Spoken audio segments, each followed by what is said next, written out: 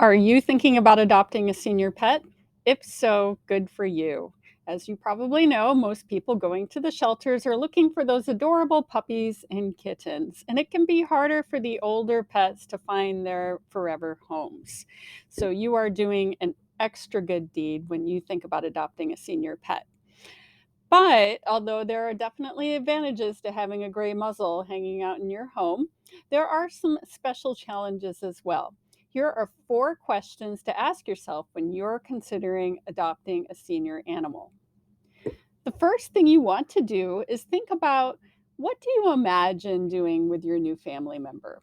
Are you hoping to do really active things like go jogging or hiking together or spending time at the beach? Or do you want someone who's going to play couch potato with you and hang out while you're watching Netflix? Younger animals tend to have a lot more energy, and they are going to be more willing to do those active things with you. Of course, if you don't have a lot of time for that, they're going to use that excess energy being pretty naughty. So keep that in mind. Your senior pets, even if you adopt one that's in good shape now, just keep in mind they are at higher risk for developing a health condition in the near future that might affect their mobility. The second thing to think about is it really important that they have a certain personality or preferences? With an older animal, you know what you're getting. They're pretty set in their ways, and you can probably find out how good they are with kids or other animals. And you know what habits they have. Now, this can be a downside too, because if they have undesirable habits, they're more, again, set in their ways. So it's going to be hard to train those out of them. Whereas a younger animal might be more malleable and responsive to training, but do keep in mind that young animals do not reach social maturity until 1 or 2 years of age. So if you get a puppy or a kitten, there may be other personality traits that emerge as they get older.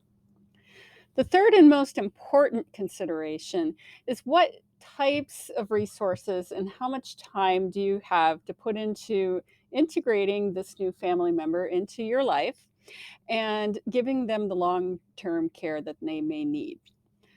Now, puppies and kittens need a lot of upfront care and extra work. So they might still need to be spayed or neutered or get their puppy and kitten vaccinations, which is a bit of an upfront investment.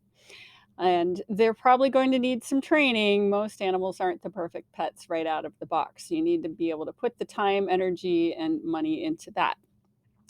Now, senior pets usually are a little bit more mellow and they're not as naughty as their younger counterparts. So you might not have to do all of that training.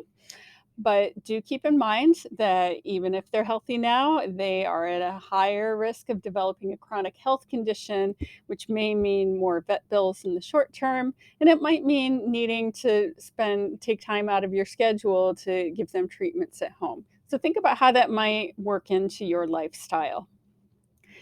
And then finally, how much of a long-term time commitment can you make? Can you see yourself caring for this animal for their entire life? If you don't think you can make a 10 to 15-year commitment, a senior pet might actually be a better choice. But on the flip side of that, that does mean that that really bittersweet, sad crossroads is coming sooner than later, and you're going to have to say goodbye. So think about whether you're emotionally ready to do that. If you ask yourself these four questions, you will be set up for success to embark upon this relationship that can be one of the most rewarding and fulfilling ones of your life. My name is Carolyn Nawn, and I am the owner and medical director of Arms of Aloha, where we believe every pet deserves peace, comfort, and dignity at the end of their life. Special shout out this week to my daughter, who often has to listen to me rehearse these videos in the car and actually helped me come up with the points for this week's topic. If this was helpful to you, please leave us a comment below and share it with your friends. If you would like to see other great advice from us, consider subscribing to us on YouTube, following us on Facebook and Instagram, or visiting our website, armsofaloha.com. Mahalo.